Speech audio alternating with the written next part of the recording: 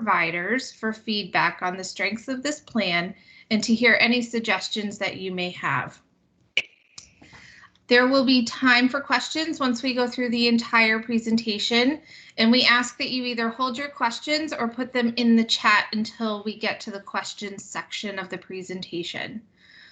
Somebody will be monitoring the chat during the entire meeting. In addition, you will also have the opportunity to complete a feedback form after the presentation that will be open for a little while, further than today, probably about a week. And the link will be provided at the end of the meeting.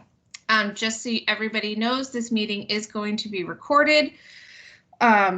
So by being here, you are consenting to the recording. Haley, I think you have control of the screen, so if you could go to the next slide, that'd be great. Awesome. So our agenda for today, welcome. We're going to review the home visiting transition plan. We're going to go through the timeline for this transition plan. We're going to take in your suggestions and gather feedback. We're going to do a deep dive into service disruption and scenarios and mitigation activities, take feedback and questions, go through some active contract management and give you a nice preview of that, and then we'll go into closing.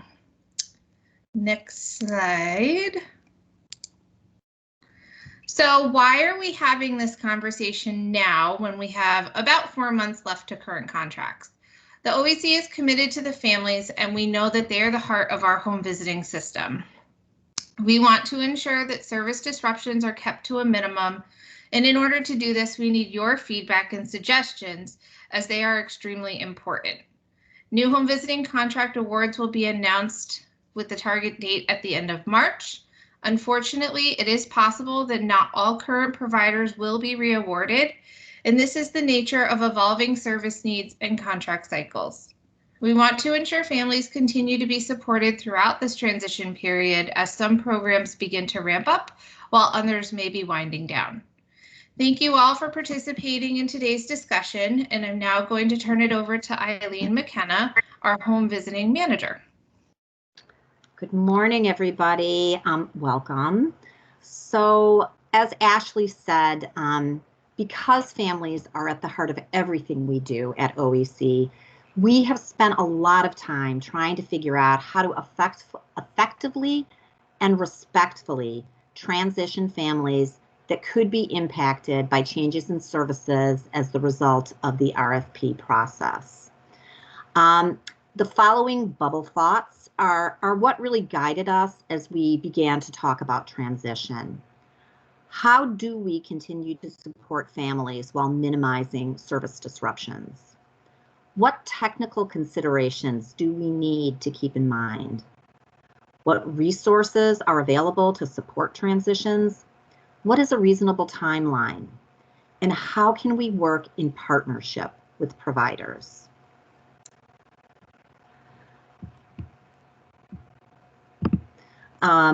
So for the purpose of this meeting, we are asking for your feedback on how best to do this.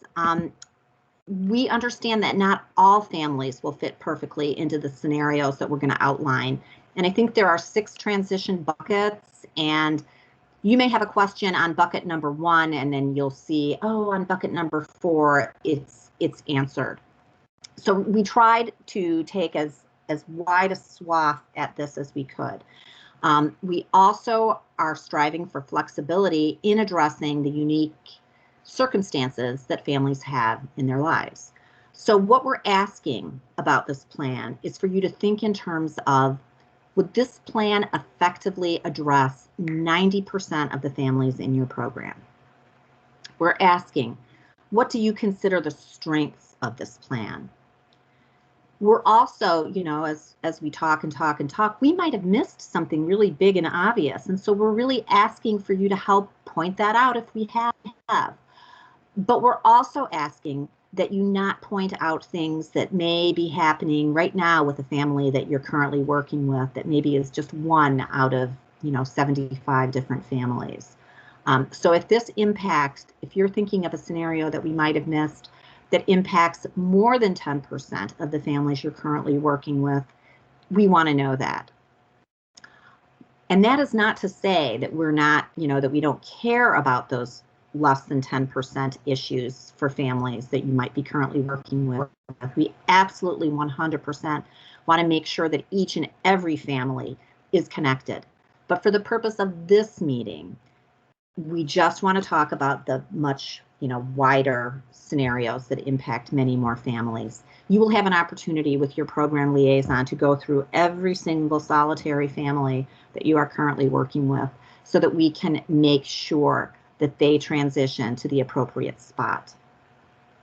We also want to talk about, to consider what should OEC communicate to families and how we should do that.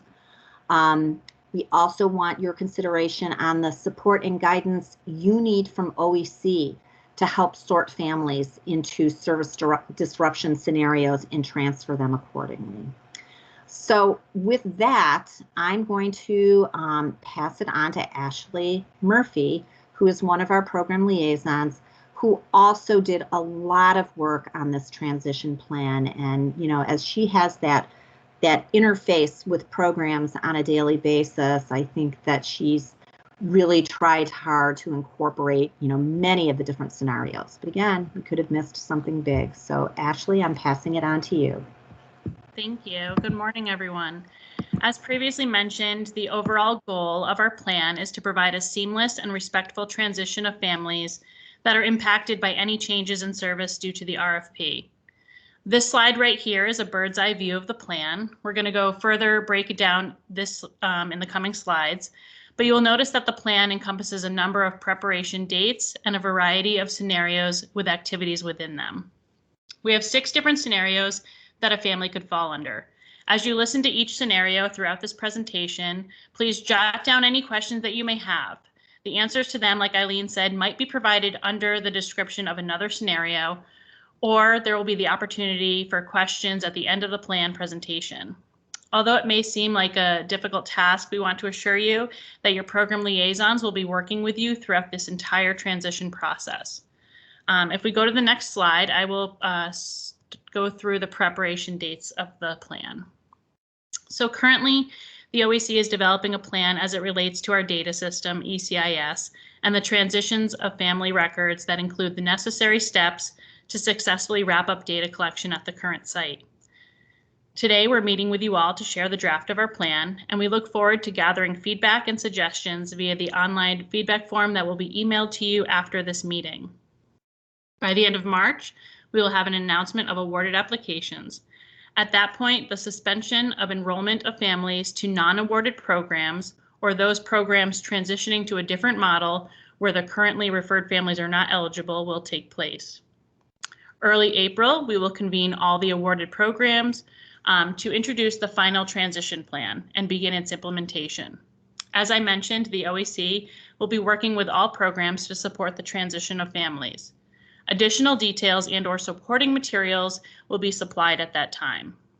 Through April, May, and June, plan implementation will be taking place with program liaisons supporting and assisting providers in sorting all families into the appropriate service scenarios with the end goal that transitions conclude by June 30th with warm handoffs as appropriate to services.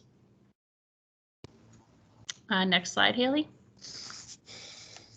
So the first scenario is scenario A. It's pretty simple. This encompasses those families that are staying with their current provider and current model. Essentially, there is no transition disruption felt on the family's end.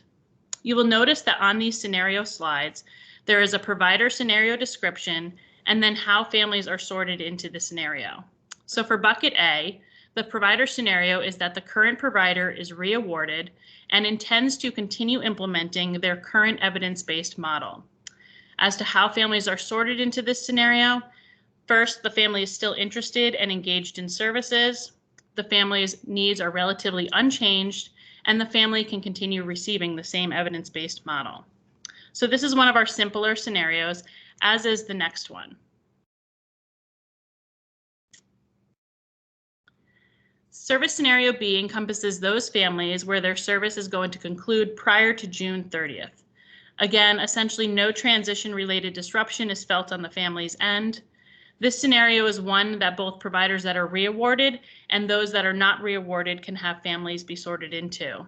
From the family view, this bucket would include those that have achieved their goals, those that are graduating or aging out by June 30th, or those where the family has chosen to discontinue services by June 30th. Until the families are closed or exited, services will proceed as normal. I'm now going to turn it over to Luz, who will walk us through scenario C. Good morning, everyone.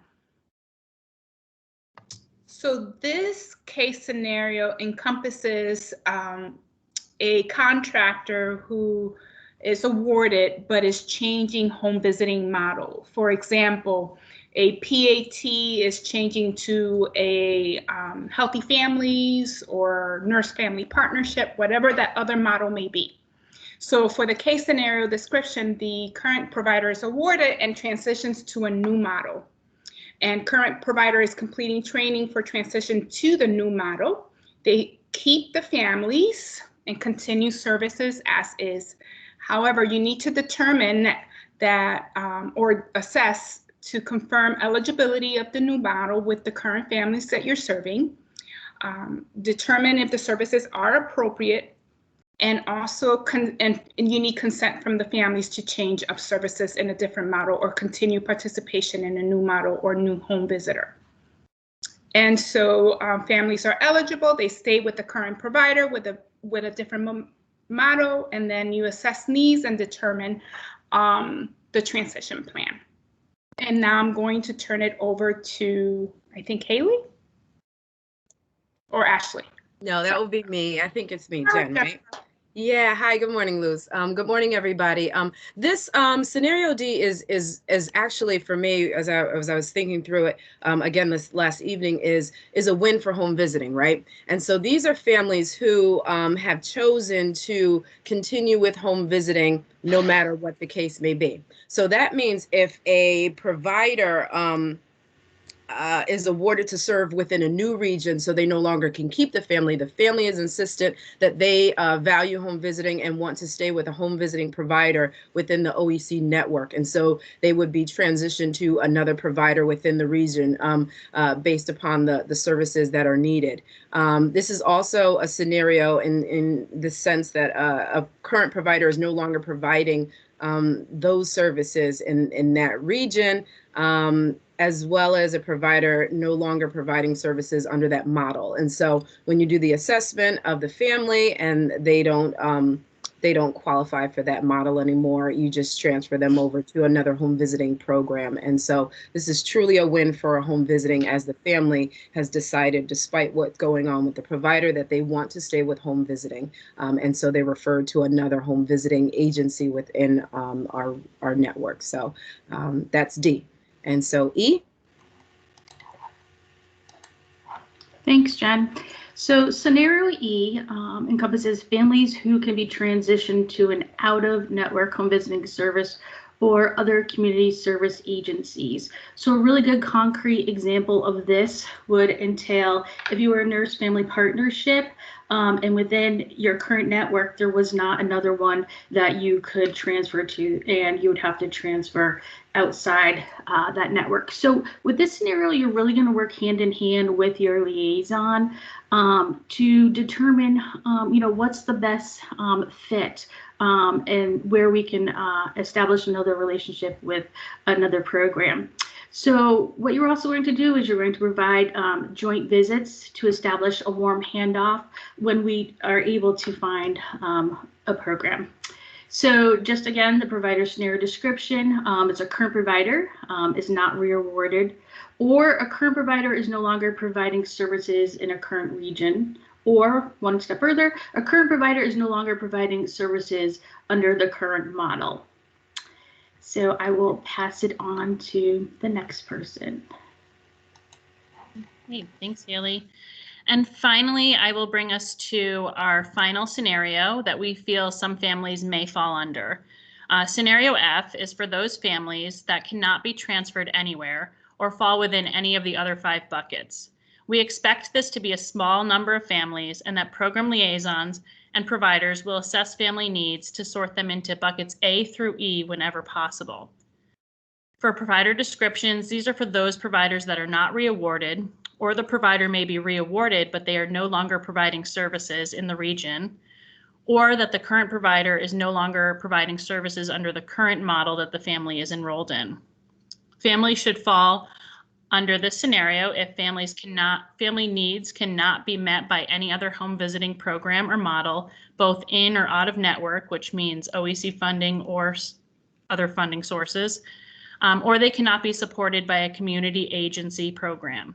I want to reiterate that program liaisons will help you determine what scenario best fits for your families, and that our goal is that this bucket or category has very few families and essentially hopefully no family falls in here. We want to connect families to as many resources as we can in buckets A through E.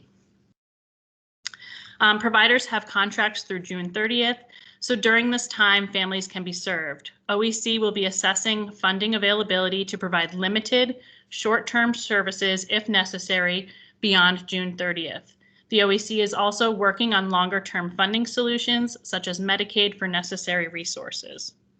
So that concludes the 6 buckets. I'm now going to turn it over to Eileen as we move into the next part of the presentation. So this is where we ask for your feedback. Haley, can you go to the next slide for a second? So we just want to again remind you that we're really asking, what did we miss? What are we not thinking about? What are things that maybe impact providers and your staff and families that we haven't captured in our buckets? And again, I just want to remind you that those one-off situations, those less than 10% situations are the situations that we are, very interested in hearing about, but not at this meeting with your one-on-one with your program liaison. So with that, I'm going to open it up to anybody that has a question. Eileen, I see in the a hand is raised by Melissa Mendez. Yeah. Hi, everybody. I have a question about bucket C. I think it was bucket C. That was the scenario where a provider might change models, but the family will stay in the program and in the new model if they're eligible for it, right? I think that was bucket C. Yes. Families eligible to stay with current provider with a different model. My question is about what kind of flexibility is there around timing? Because if you're going from like July 1, if you're changing from, PAT to NF, a nurse family partnership, there's a lot of training that has to happen. And so I'm just wondering, could you talk about how you sort of think that will happen in terms of timing? Because it's not like, you wake up July 1 and suddenly your staff are trained on nurse family partnership. It would be some time probably before they could, after July 1, that the training would happen and that staff would be able to fully implement that model. So what's the flexibility around the timing of that, and how did you think about that piece of it and those sort of parameters? So Melissa, that's a really good question, and it's definitely something we've had a lot of discussion on. We absolutely realize that June 30th to July 1 is not a flip of the switch. And so there will be flexibility when you're moving from one model to the next. We're asking programs to be very thoughtful in the training process, seeing as there's still probably going to be quite a bit of virtual training taking place at that time. And so be thoughtful to the training plan and how long it's going to take for you to become fully trained in the new model that you're switching to. And then we are exploring what type of services you could still provide during that time, seeing as you won't necessarily be, like you said, if you're going from PAT to NFP, you won't necessarily be able to still implement the PAT model, but there will be and could be things that you can do during that transition time to still support families while you make that transition and go through the training process. And just to add to that, we are doing notification of awards on March 22nd. Do I have that right? That's our target date. Yep, that's our date. So you will have from March 22nd until July 1 to start ramping up and and you know, looking for nurses if you're moving to nurse family partnership, planning, you know, your training. And, you know, as Ashley said, most of these trainings are virtual. So it's going to be a little bit more flexible than in the past when you had to coordinate with national model offices on training opportunities. I know somebody else just raised their Deborah. hand. Okay, I missed the name. Thank you. Go ahead, Deborah. Yes, I'm thinking about a program that might transition to nurse family partnership. That is, the training itself is expensive, several $1,000s. Mm-hmm. So that a new program would not have that cash in hand to begin training prior to July 1st.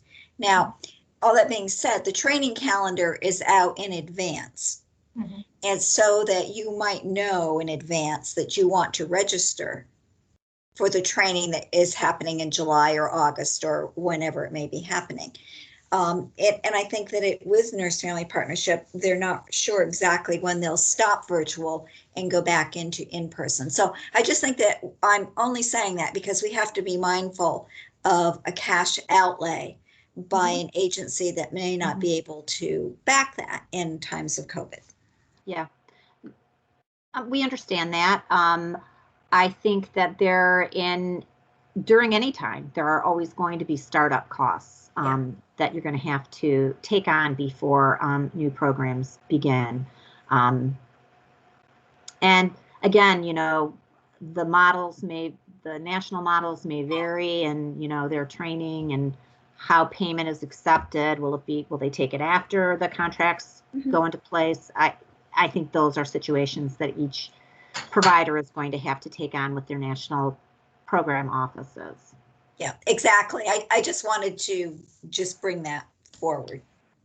It probably can all be worked out, especially when they know it's a federal and state contract. So it's a little bit different than maybe funded through other programs, but it's just something to be considering.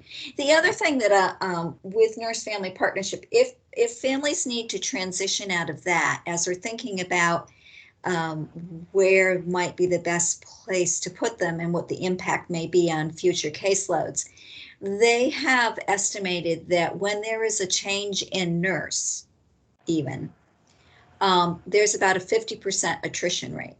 So there may be fewer families to transition into other programs as we move forward. And it's probably the same with other programs too. So we may actually be starting with slightly smaller caseloads than what we anticipate.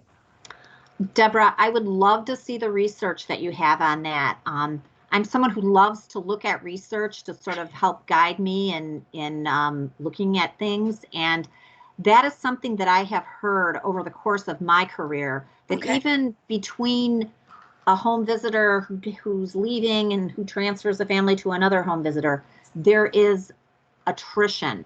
Yes. I have not been able to find any research that backs that. It's something that I've heard my whole career and have experienced in my career. I'd love to see it if you have it. Okay, I will look for it and see if I can get that to you. Yeah, thank you so much. You're welcome.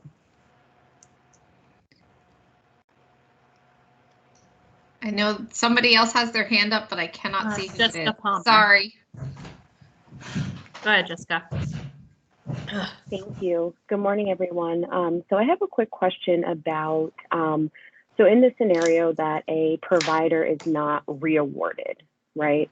So I understand that we're supposed to find out by March 22nd. And that's kind of, I'm assuming, like the deadline for when you like stop enrolling families. So that piece I understand. I think my question is more about the families that are already enrolled and when you really start winding down with them. So if you're not reawarded, you can't close them on June 30th, right? Like there has to be time to close, transfer, connect them with other services, and also like, you know, wrap up an entire program. And there's a lot that's going to be going on if that was the scenario. So I'm just wondering what that would look like. Like, is there like a deadline of like maybe like May 31st? So there's like a month of kind of just like data wrap up and, you know, families are connected. So I think that's my question. So I understand the part about, like, obviously you're not going to enroll new families, but really those families that are already enrolled and what that would look like if a program was not reawarded. Right. So on March 22nd, which is our target date for letting programs know if they're awarded, reawarded, or whatever happens, at that point in time is when you need to really, well, I should back up and say prior to that, you should be planning and assessing your families up until that March 22nd date. And then once you know the outcome of the RFP applications on that date, that's when you would either stop enrolling for those families that would be coming in if you're not reawarded.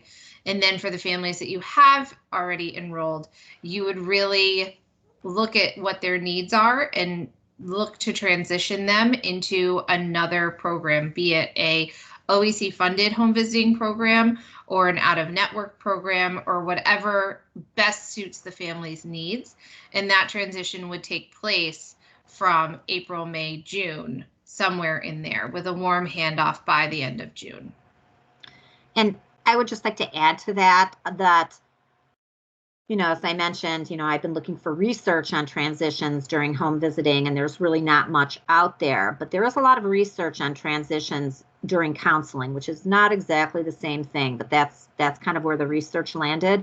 And one of the overwhelming themes in that was that you need to talk about this with families as soon as you know that you're going to close, because misinformation can spread like wildfire amongst families. We saw that when our sister program, Birth to Three, went out for RFP and closed, numerous programs that had previously been Birth to Three providers didn't get refunded. And I would be receiving calls from families saying, I understand that Birth to Three has gone out of business. So it's just really, which of course was not the case at all, just their program was no longer going to be a Birth to Three provider.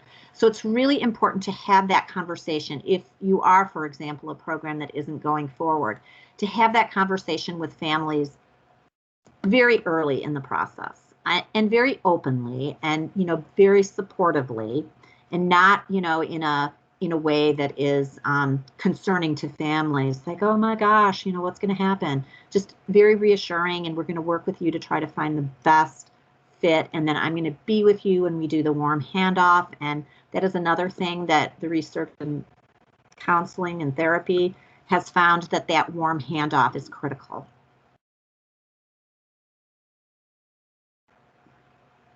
Other questions? This is your opportunity. Eileen, this is Melissa Mendez again. I just wanted to sort of back up what you said, because along the lines of Birth to Three, we really had a successful transition of almost all of our families into another provider because our staff transitioned to another provider. And I think that being transparent with your staff from the very moment is, in the end, I mean, it's painful and it's hard and it feels terrible, but in the end, it really is the best thing for families, because families don't know if they're Wheeler Clinic or blah, blah, blah. They know that, Karen is the lady who comes out to see me every week. So I think that, and again, these are relationship-based programs. So I think that, in terms of the whole system, we really should think about taking the level of transparency up to the highest level for our staff. Again, it's painful and it's hard, but in the end, it's really the best thing for families. Yeah, I couldn't agree with you more, Melissa. And I would also just sort of like to take on one point that you said. As we regard the home visiting staff as such an incredible workforce, and it's our hope that those home visitors, if they are with a program that doesn't receive continuation funding, that they would be quickly absorbed into another home visiting program if that's possible and if that's what they want, because their skills and their training have just been amazing, and we so respect their abilities. Other questions? Just a comment, Deborah, again. What we found is that when there is even a change in staff, they worry about their home visitor. What's going to happen to them. So I think that we need to think about how, a script or something for the home visitors to assure their families that they will be okay. Mm-hmm. And maybe some of you feel it's not necessary, but I know our experiences, even if they have, just a short break for a medical procedure, mm-hmm. they're very concerned about what's going to happen to them in that 2 weeks. Are they okay? The nurse may not tell them why they're going out, but they still worry about them. So, Deborah, you're saying that they're worried about the staff. The families are worried about the staff. Yes. Okay. Yes. Yeah, we could probably think of a script to come up with. Again, I think it's just being very reassuring. They are looking forward to, what do politicians say? Spending more time with their family and pursuing new ventures. Something along those lines, maybe. Yeah. Well, some of it is preparing our staff. Our staff is going to be disappointed. Mm-hmm. And so we're going to need to work with their feelings of being abandoned by their program for whatever reason, just using the words of our that we might use. So I think we have to think carefully about, as supervisors, how we're going to work with our staff, and then how our staff portrays their reaction. Could be gleeful, I don't know, but those transitions, it's not just the families we're transitioning, but we're also going to be transitioning staff, and I think both we need to thoughtfully approach how we're going to do this. So I think you really said it, Deborah. It's really modeling from the very top. So if you are positive and encouraging and reassuring, that as disappointing as this might be, if you don't get refunded, we are so lucky in Connecticut to have all these wonderful home visiting programs that we can, send families to, that hopefully home visitors will be absorbed by these other programs. Just being reassuring and confident. If you model that to your staff is going to model that to your family. So it's that trickle down approach that will really spread. And again, it's reassuring and being optimistic and supportive. And if you're having any difficulties, please reach out to your liaison. We're here to help in any way that we can. And we are going to be having regular conversations with the program. So at any point, feel free to reach out to us for support as well. Any other questions? You will have, you have the form. The link is in the chat. We will send that out in an email as well. So you'll have time to complete that if you're still processing and thinking through all of these things. But we'll do one last call for questions.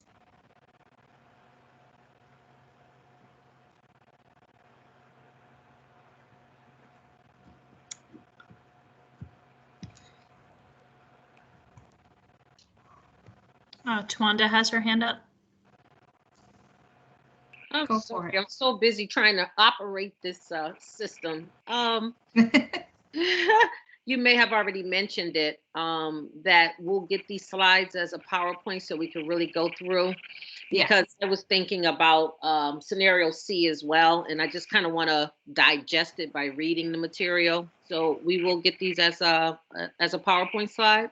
Absolutely. We do recognize it's a lot of information to take in one very short meeting of an hour. So we will absolutely share that with you, and you'll have that form that you can fill out as you think through and process and come up with your questions. Thank you again. Yep. And then Jessica has another question. Do you want to read the question, Ashley? She has her hand up. I don't know if she wants to ask or I can read it. Go ahead. Okay. So her follow-up question is that she found it very challenging to connect families to other OEC programs after the last RFP due to the fact that they were all going through the transition together. For example, there were still negotiations all the way until June and beyond around catchment area, budgets, etc. So there was hesitancy to accept new families until the dust had settled. So it was like there was this weird holding space for a few months, especially if a site was changing program models. Just wonder if this was taken into consideration. Well, I will try to answer that question, but the delivery man has just pulled into my driveway and I think my dogs will go crazy.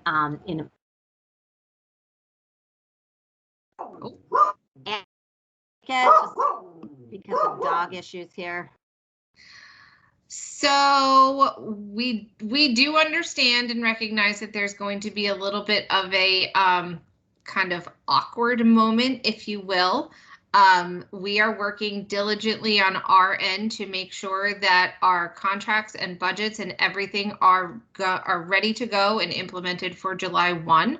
So everybody will have that in hand and can accept any transitioned families that they need to. Do you have any more, Eileen, that you want to add to that?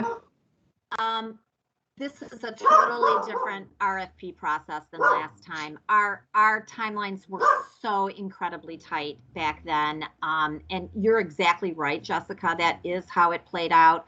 We are, so many lessons learned and from that RFP process, and we are doing everything in our power to make those lessons learned the basis of change to make it so that these disruptions do not happen. There, the delivery man is gone.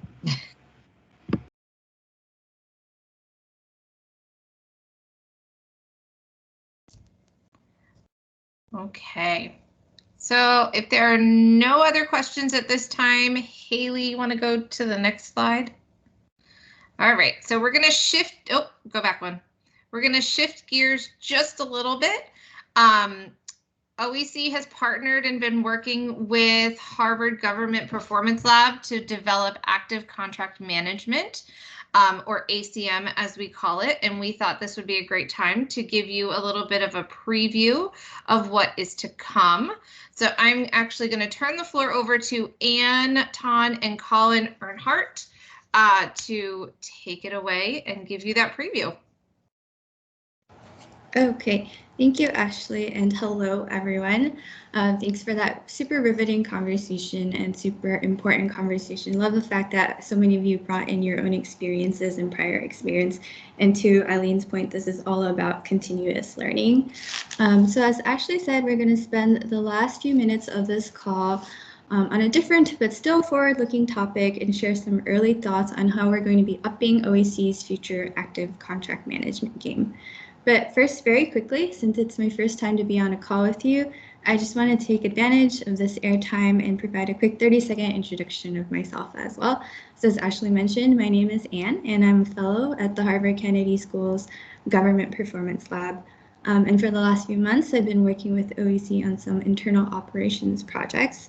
So now I'm really excited for this opportunity to turn my attention towards something as delightful as starting to interact more with the home visiting provider community. And Ashley also mentioned Colin, so I did want to give Colin a chance to say hi. You don't have to go on video if you don't want to, Colin, but to say hi if you'd like to. Good morning, everyone. I'll hand it right back to Ann, but good to meet everyone. Okay, thanks, Colin. So as we mentioned, some of the projects one of the projects that I've been working on with OEC is helping think through what the next iteration of active contract management might look like. Haley, can you go to the next slide, please? So some of you might actually recognize this slide because we've used it in other contexts before as well. And I know that many, if not all of you, have already been on active contract management calls with your program liaisons. So from these meetings and from other spaces, we've heard feedback on multiple occasions that you've really enjoyed these interactions. And the other piece of feedback that we've heard is that many of you are very data curious. So you know that OEC collects a ton of data, and you want to know what happens to that data and how that data can be better used to inform your own programs and services. So with the next iteration of active contract management, we're thinking we can bring together these high-touch interactions between providers and program liaisons and feed that data curiosity at the same time. So we'll use active contract management as an opportunity to continue checking in on one another, but also engage in really structured, high frequency and thoughtful problem solving and data analysis activities, like looking at dashboards or run charts. And then it's kind of through this reactive troubleshooting, we'll really be able to continually improve service delivery and operations, identify what really works, and hopefully build a better system that really meets the needs of families and the people who work in home visiting. So I know this slide and what I said might still sound a little abstract. So what would active contract management 2.0 look like in practice? Haley, if you can advance the next slide, please. Again, it's about connecting many of the activities that you're already doing with even greater intentionality. So on the right-hand side of the slide, as you'll see, we've developed a kind of preliminary meeting framework that could change with your input that incorporates the check-ins and CQI work that many of you are already doing with an additional performance-focused meeting where we'll share and digest data together. So this might mean something like monthly check-ins that you're already having with quarterly performance and quarterly CQI follow-up meetings.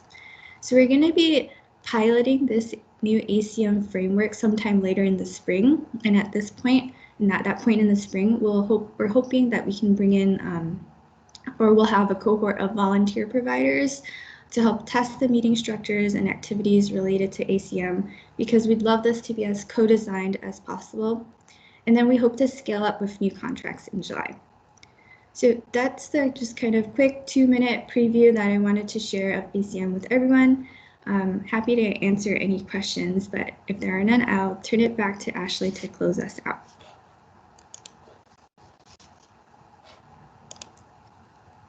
Does anyone have any questions for Anne about ACM? I, for one, am very excited and very appreciative of the work that Anne and Colin have done to support us in active contract management and the development and structure of it. So I'm excited for the pilot and I'm excited to implement come July, but we will take any questions if there are any.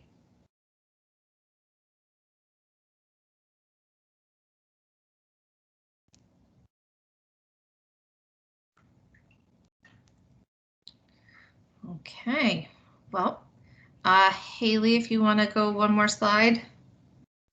Thank you. Oh. So that concludes our meeting.